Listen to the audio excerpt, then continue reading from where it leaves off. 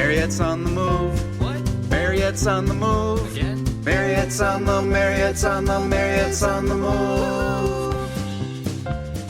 Hey everyone, welcome to the show. The new Moving for Smarties is in full effect.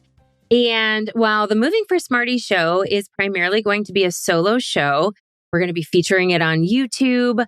We are also going to be playing every once in a while some interviews. And I am very, very excited about the interview that I have today because it's with Stephanie Prestr. And Stephanie is awesome. She's an attorney and she's founder of Life Claim. So I know there's a lot of things going around. Things feel very heavy. There's been, I know in my life, several people have passed away. And with that, I always get questions about what to do with people's estates and what to do, like who do I talk to, all that stuff. So I'm excited because Stephanie, as an attorney, also, she's got a law practice that's focused exclusively on life insurance disputes, right? So this is very relevant to what we're talking about when somebody has a loss and they have to move. And she represents beneficiaries in cases involving delayed, denied, or contested claims from employer-sponsored ERISA plans to complex family conflicts and fraud investigations. So she runs the gamut on all of this. And we've had some really cool conversations just, leading up to this interview. But she was originally practicing estate planning. So we're going to work a little bit of that in there too, which is really cool because her work has evolved after witnessing how families often assume life insurance is simple and it's not. Like the policy language, the deadlines, the beneficiary designations that can override intent. Like there's all kinds of things that we're going to talk about. And she now helps families navigate what happens when the promise of life insurance is tested. And I think that we have all been in sticky situations where we just want to, bury our loved one and move forward. And there's a lot of stuff that happens in between. So Stephanie, welcome to the show. I'm super excited to have you. Thank you so much. I'm excited to be here. Yeah. So how did this all come about? I remember you telling me a story about your grandparents, and I would love for you to share that kind of with the audience, because I know you and your husband both work in this space. And I think it's really interesting kind of the dynamic that you've now come into and how many families you're helping. Thank you for that. It's an interesting story. I started out of law school doing international trade defense and maritime defense. And I received a phone call one day from my grandmother. I call her Mama. And my mama called and said, Stephanie, Papa was just diagnosed with Parkinson's, and I need you to tell me, what are we going to do? And you really have to put that into perspective, because I was sitting in this big law firm with this, great big desk. I had a wall of windows behind me looking at the Mississippi River. I had every award and diploma and gold star I've ever earned, hanging on the wall in front of me in case I forgot. And because that happens. When my mama asked me that question, I remember thinking, well, call Mom, because my mom is a nurse. She's an amazing nurse. And I was like, call Mom. Mom can tell you which facility to go to, who has the best caregivers. Call Mom. And my mama very quickly put me in my place, very quickly. And she said, I didn't ask you where we go. I asked you, what are we going to do? And on the day it mattered most, for the people who mattered most, I didn't have a clue. And so I ended up doing something pretty drastic. I ended up moving home to help take care of my grandparents. And in that process, I drove their estate attorney crazy because I was smart enough to know I could not be their lawyer, right? Because I didn't know what to do. And I drove their lawyer so crazy that he gave me a job. And it was interesting because my experience of walking into that office with my grandmother and sitting on the other side of the table really changed my perspective and how I worked as an attorney, because I was watching this woman who, she is the smartest, strongest person I've ever met. I have literally watched her make generals like cow. Like they literally just, they stopped and they bowed. And because she was that fierce, is that fierce. And she was scared, and she seemed smaller in that chair in that office. And it was life-changing to see that. And so when I developed my estate practice, I came back and realized that people didn't need brilliance as much as they needed just clarity. Can we put this in terms that you understand? Now, brilliance is great. It's always nice to have a brilliant lawyer, but it doesn't matter how brilliant your lawyer is if you don't understand what they're saying, right? And it's scary because it's like, let's talk about your kids, your money, your, dying, all the things you bought, all the things you owe. Like, let's go through your sock drawer. And I want to walk out of here and you not understand a single thing. And so it changed everything, how I practiced and how I worked with my clients. And I loved it. I loved sitting down and making it clear. And so as my practice grew, we had a particular case where a client came in. We knew this person was going to pass away. He had cancer. We built an estate plan that was literally standing on the life insurance that we knew he had, because we were going to need that life insurance to protect the home, take care of the kids, shut down a business. Everything we built contemplated that life insurance. And when he passed away, his wife called me and I asked her, I was like, where's the life insurance? Have you received it already? Did you submit the paperwork? Because we need to use that funds to take care of the estate. And she said, well, funny enough, they sent me a letter saying that they weren't going to pay it and they returned our premiums. What? I know, right? It was another one of those moments like I had with my mama when she's sitting there saying, I didn't ask you, where we're going to go. I said, what we're going to do. That changed my life. Someone looking at me saying they said they weren't going to pay it, they returned my premiums. I was just as shocked and unsure at that moment as I was when my grandmother called. And I just remember thinking, this happens, right? Because that doesn't happen. It's not the way it's supposed to be. Life insurance doesn't work like that. And my husband, who is also my law partner, he's a little more scrappy than me. I was too busy trying to wait. What do you mean this happens? He's like, no, this isn't right. And so he was like, we're going to fight this. And we did.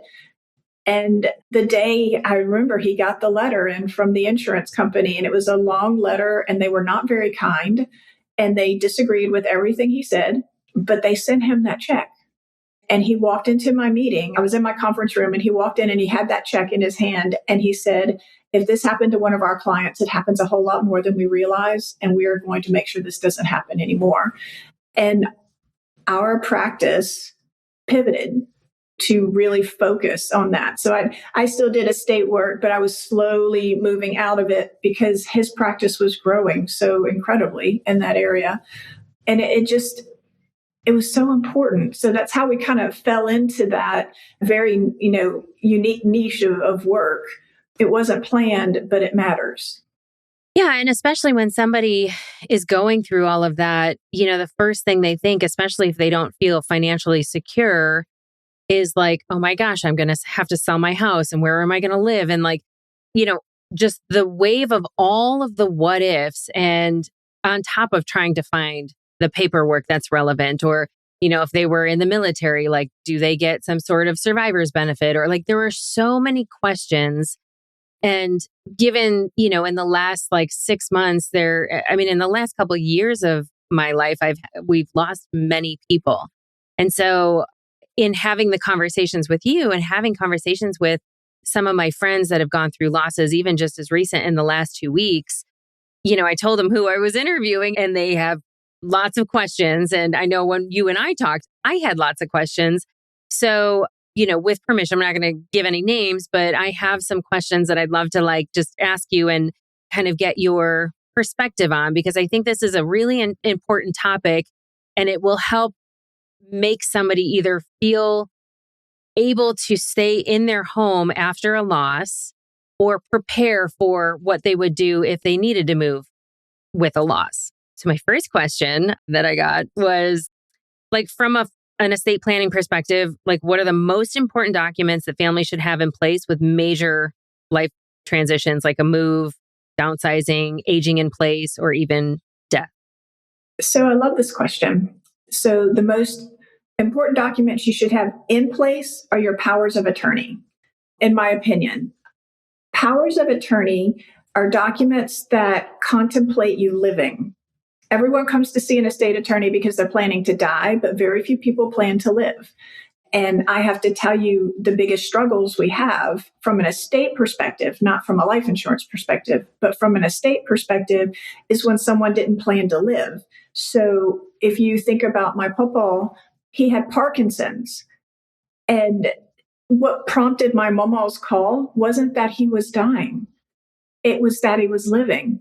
And he was living in a way that we did not anticipate.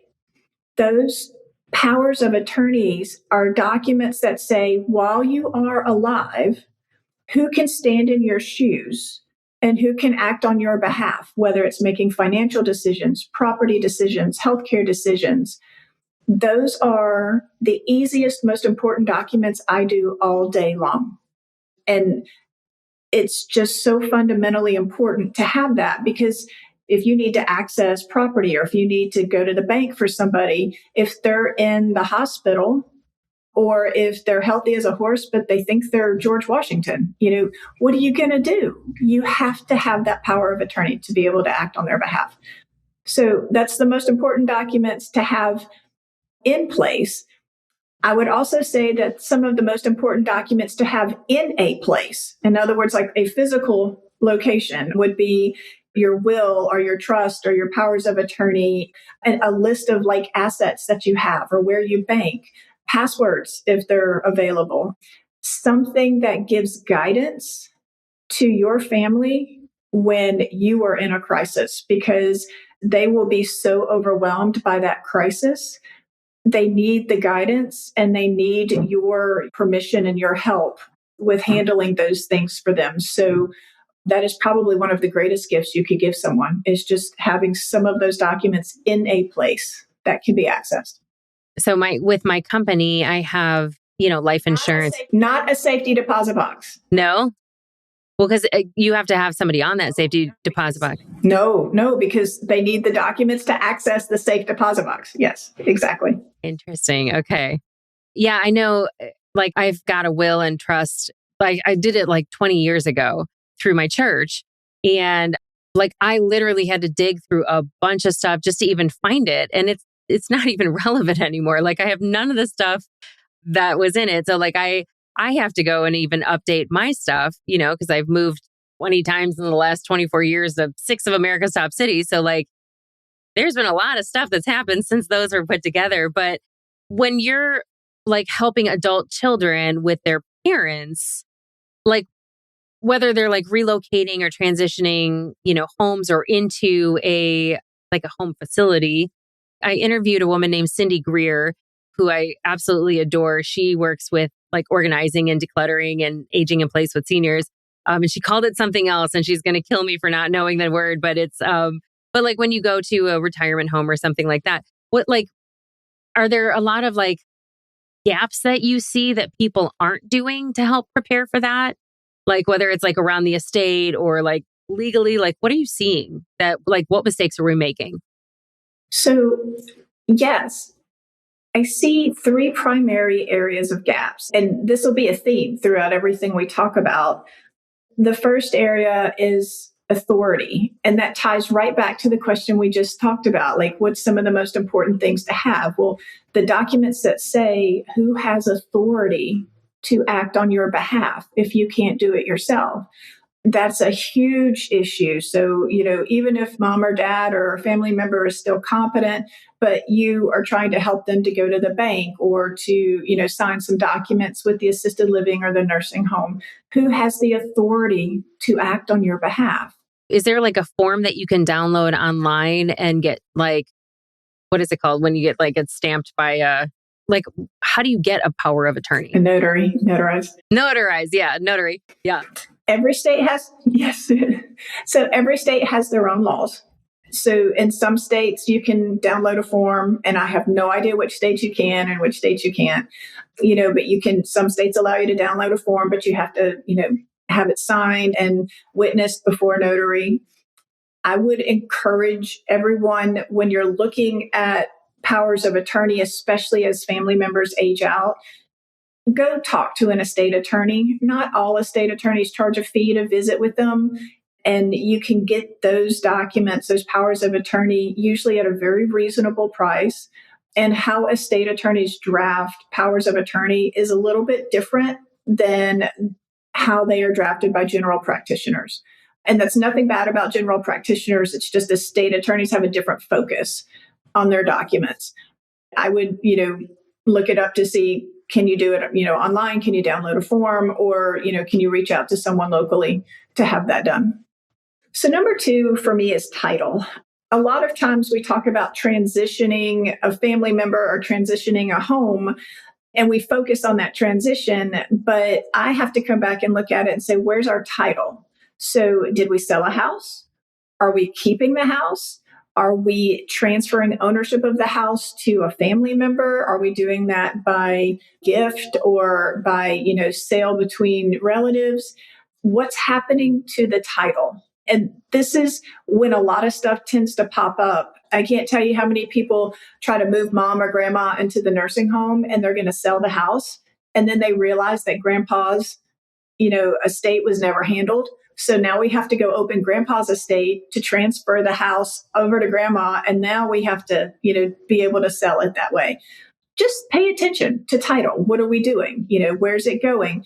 And make sure that we're not unintentionally, disinheriting someone if we're transferring title by gift or other. Make sure that everyone's aware of what's happening here. And also pay attention to your tax consequences if you're gifting or transferring during life. And I imagine every state's tax laws are different. So probably, yes. I will be the first to tell you, I took tax law in law school and I passed that class. Thank you very much. But I had to have a very, very long discussion with the good Lord. And I told him that if I passed that class, I would never, ever give tax advice. And I did pass. But I have kept up my end of the bargain. So I know the answer to the question, but again, I'm keeping my end of the bargain. I love it. I love it. The third would be designations. Okay. So for me, when someone's moving or transitioning, whether you're keeping the house or selling the house, obviously there's usually a lot of attention paid to these are the documents we need to keep. And then they usually end up in a box or in a file and they're moved and put out of the way because we're so focused on getting someone someplace else. And so at some point, we have to take a pause and look at, the documents and make sure, are they still relevant? Do they still do what we want them to do? Have we named or designated our right people? I would just tell you that when we're looking at moving someone or in that process of moving someone, do you have the authority? What's the title? And what are our designations? Make sure that everything still works together. Okay.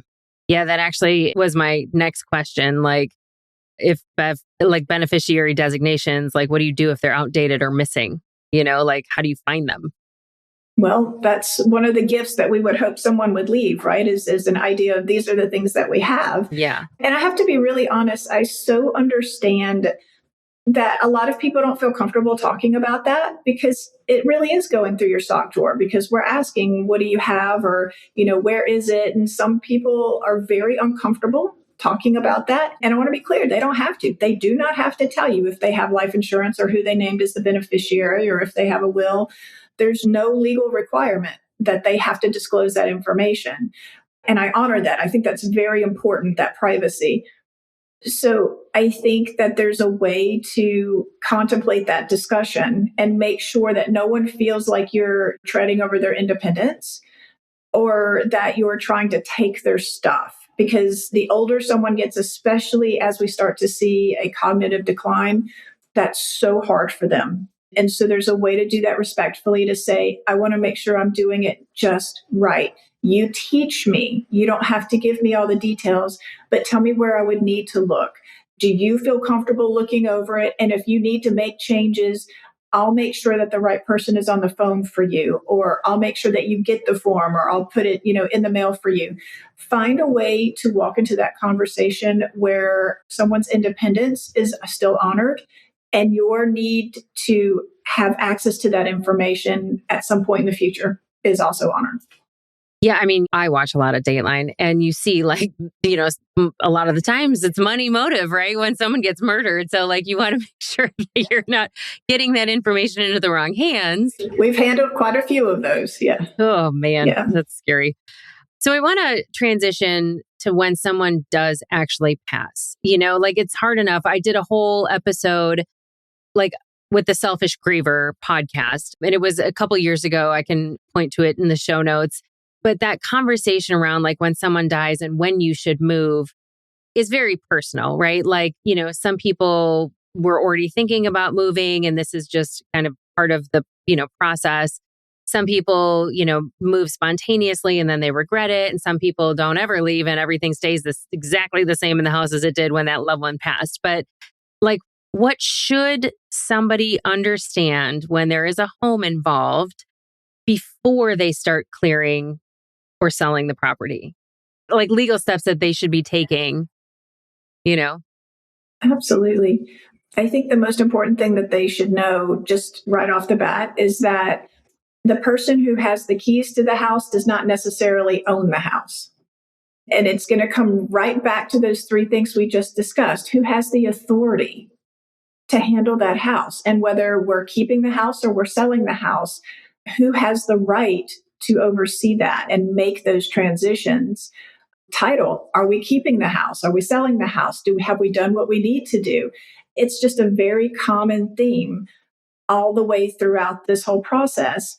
And then I would also, look at when we talk about like designations in house, like I want you to assess liquidity. Sometimes keeping that house depends on, do we have the funds to maintain them? Do we have the funds to keep paying the note? Or if there's not a note, to handle any expenses that occur while we wait for it to sell? It's the same three topics when you look at it, when someone's just transitioning or you're trying to decide if you want to keep it or sell it. Just always know your authority, your title, and your designations. My mom absolutely loves her home. She lives in a townhouse. And like, I know that she would want us to keep it, just because she loves it so much. And that was like, where she lived. But there are some things that like we probably should be having conversations around. And like, I think there's a lot of that. You answered my next question, but when it brought up from a power of attorney perspective, are there different types of power attorney? So like, would there be a power attorney for medical and then power attorney for estate? Or is that usually like the same person? That's a great question, actually. There are all kinds of ways you can do that. So a lot of times you can have a general practitioner who will do just a general power of attorney that identifies, for property, finances, and healthcare. And that's a perfectly good power of attorney. I tend to do mine separately. So I tend to do one that's just for property and finances, and then I'll do a separate one for healthcare. And I do it for this reason. And I'll use my family as an example. My mom is a nurse. She is amazing. And I am closer to 50 than not. And to this day, she is the person I want to start my IV if I go to a hospital. They won't let her, but that's who I want. So my mother is my healthcare agent, right?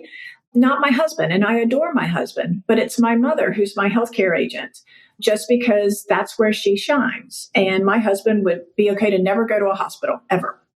So for finances, my mom, I would never name my mom on that because while she absolutely has the skill to do it, it gives her an ulcer. She doesn't want to deal with that. She doesn't want to do it. Yeah. My husband loves doing that kind of stuff. Exactly. So I named, my husband as my financial agent.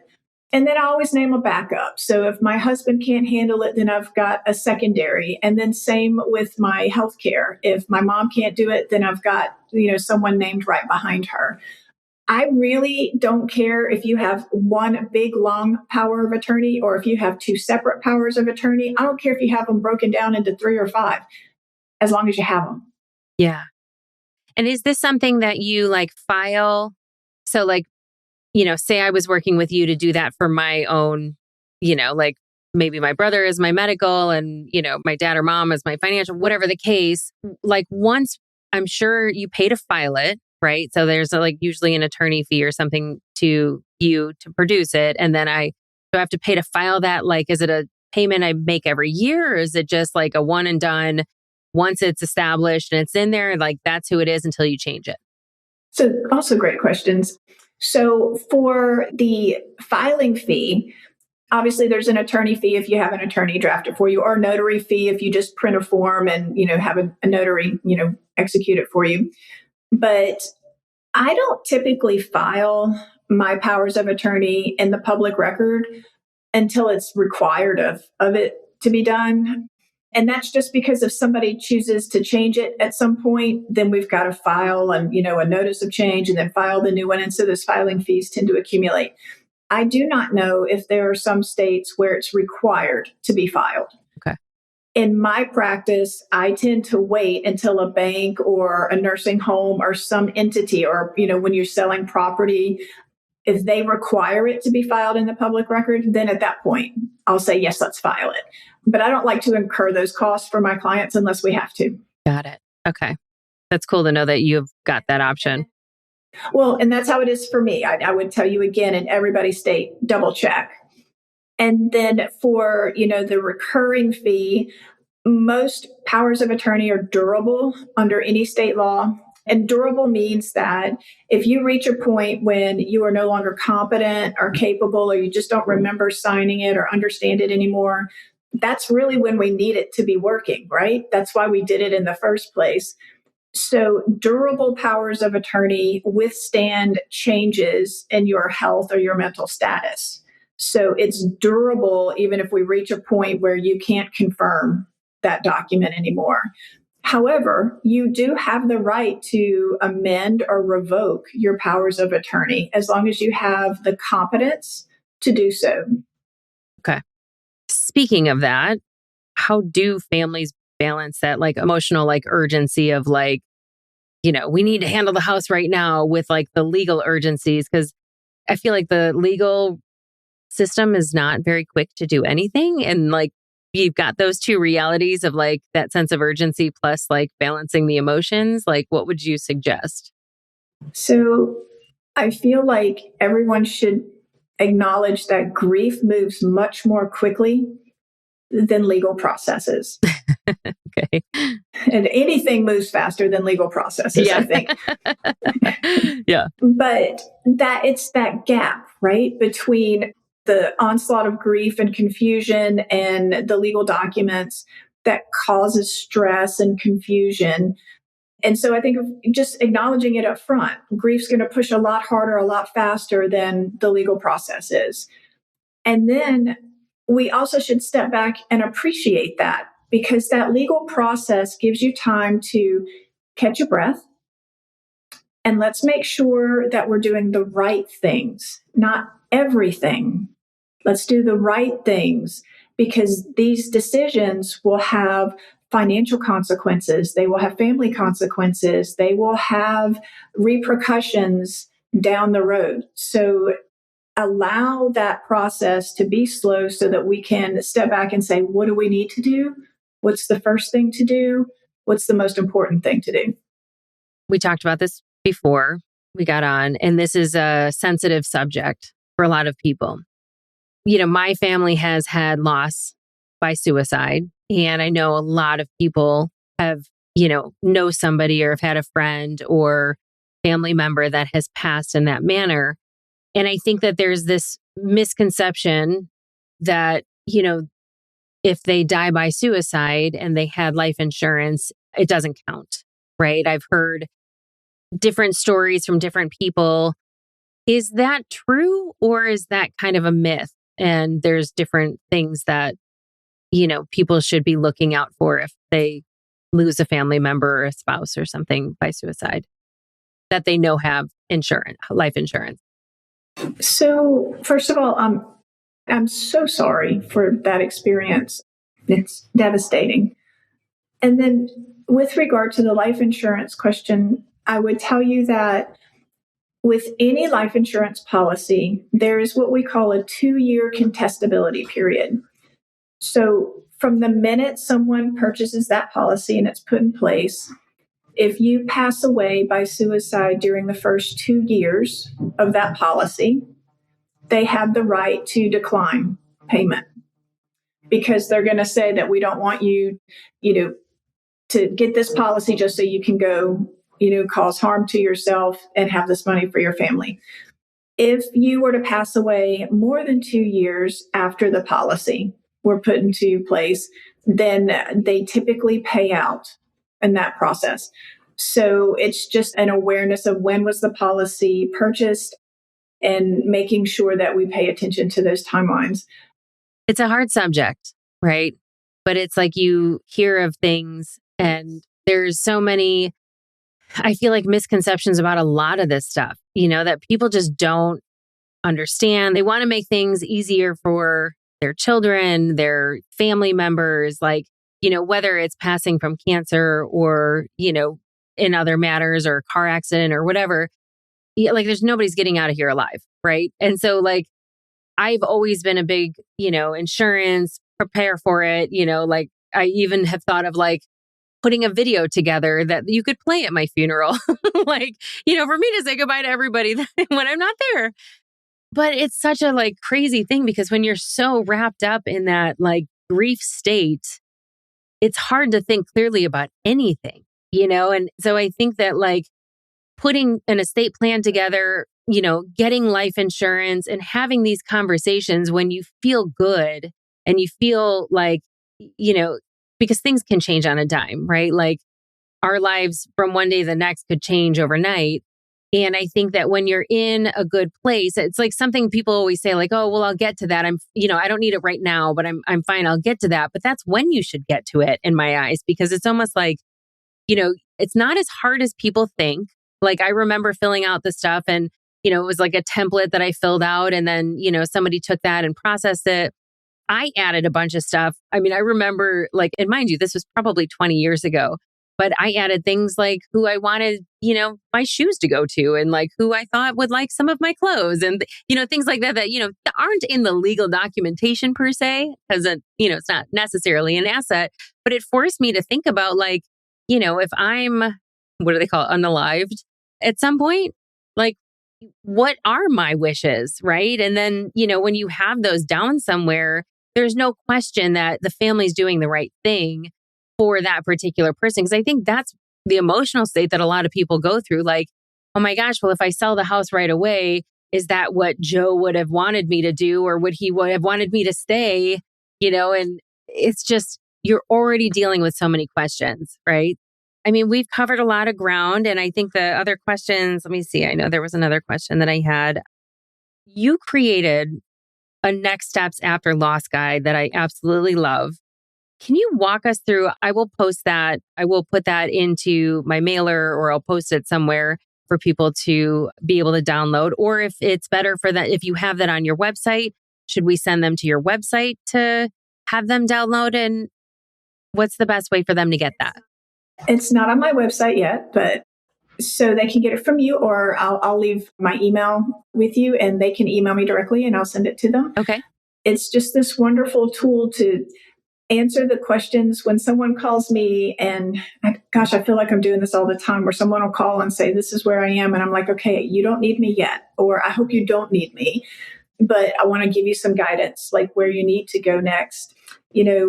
People always ask, how many certificates of death do I need to do? What's the first action? Where do I go from here? And so it was just an easy way to kind of pull together and say, the first thing you should do is pause. It's just take a deep breath and know that your first action isn't really an action. It's preservation. So make sure that we're preserving, whatever assets are in an estate at that point. Do we have the house locked and protected? Are the utilities still going to keep it in good order until it's sold or moved into whatever? Do we know what assets we have? What documents we have? Have we preserved the documents that we're going to need to move forward?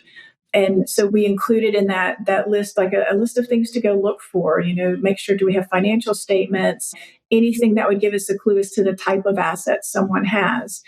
And then from there, we encourage people to, if you're not sure about life insurance or if they had it, like it includes tool where you can, reach out and try to find that information. It's not a very quick tool, but it's the only tool I know of that can kind of, give you information about if someone has a policy and give you the information about what you need to do to, determine what's the liquidity of the estate, what type of assets are there, so that you will know who has the assets that can keep the estate in good stead or who's supposed to receive those assets. Find the documents and then ask for help. One other question I thought of, and I know we're like wrapping up here, so I'll keep it quick, but if there's I know a lot of common law partnerships, right? So somebody's been together for, 10, 15 years, they bought a house together, but they're not married. Is that a whole different ball game? Is that a whole different episode? How does that work when somebody passes? What happens to the house? Or is that even something that we should embark on? When someone passes, every state has different rules. Okay. And I wish I could answer it for every single state, but every state has different rules on how property or title passes. For example, in my home state, we do not have common law marriage. You either have the ceremony or you don't. And if you don't have the ceremony, you're not married. So there's never any transfer of property ownership that way. It just depends on where you are and what the rules are in your state. And it really, again, comes back to those three pillars that we spoke about earlier. Who has the authority to handle this? And where's the title? And where's your designations? Authority and title in your scenario is, do I have the authority and the title because we were common law spouses? I don't know. Depends on the state. Yeah, you always hear about these nightmare stories of probate where the one person couldn't get into their own house that they had lived in for 10 years to get their own things out of it because the house went into probate and it was in the other person's name. And, and again, going back to your being prepared, these are conversations, nobody wants to talk about that, but you have to talk about that because there's no guarantees that you're going to be on this earth forever. So how can people find you? Let's put your website out there. I'll also put it in the show notes. And then that way they could, email you from there and learn more about kind of what you do and how you do it. Because you work in all 50 states, right? Or are you only in yours? We handle life insurance disputes in all 50 states because they're usually handled in federal court. So we're able to handle them all across the country. And we do. I'm still waiting for us to have a trial in Hawaii. You might need an assistant and I will volunteer for that. Yeah, I can look very legal. Absolutely. There you go. So it might look like Legally Blonde, but yeah, my husband's like, of course you would want to go. Right, exactly. I am blonde. There you go. So do you have a little dog? Right. That'll make it perfect. So I object. But we will. Yes, I love it. When we handle those cases, again, it's all over the country. When it comes to handling estate matters, so a probate or a property issue, those are typically state-related matters. And so on that, I can give general guidance, but I cannot give legal advice for someone who lives in a separate state from me. So we really just focus our practice on the life insurance disputes or delays or denials so that we can help with that particular asset in an estate. But if someone wanted to reach me, they could, reach out to Stephanie.Prestridge, and that's Prestridge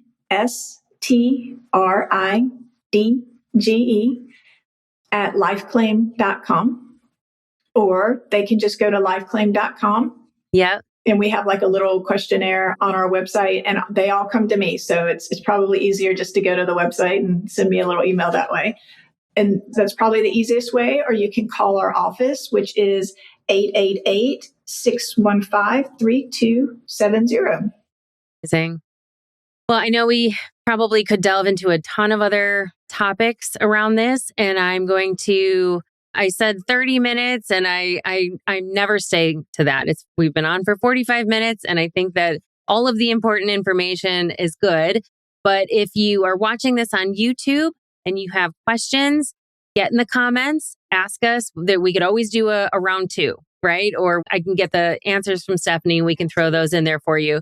So thank you, Stephanie, so much for the information. I know this is incredibly important I encourage everybody to, just take a step back. And when you're in a good, calm place to start putting these things in motion, it doesn't cost very much. It could save your friends and family a lot of money, a lot of stress, and a lot of headache if they know from you specifically what your wishes are. So that is such a gift that you can give your friends and family. And thank you so much for all of that wisdom that you just bestowed upon us. So absolutely. Thank you. You're welcome. All right. That wraps us up for Moving for Smarties today. Join us on the next episode. We'll see you soon. That's a wrap on today's tips and tricks. Jump on decidingtomove.com to apply for a free on-air coaching session or join the newsletter to get your copy of the Moving for Smarties workbook. Oh, and the legal stuff. This podcast is presented solely for educational and entertainment purposes. I'm a certified coach, not a licensed therapist, and this is not meant to replace the professional advice of a physician, psychotherapist, or real estate agent. I do not own a moving company or work for the governing agencies transporting home goods, which means Mariette's on the Move LLC is not responsible for anything that happens during your move.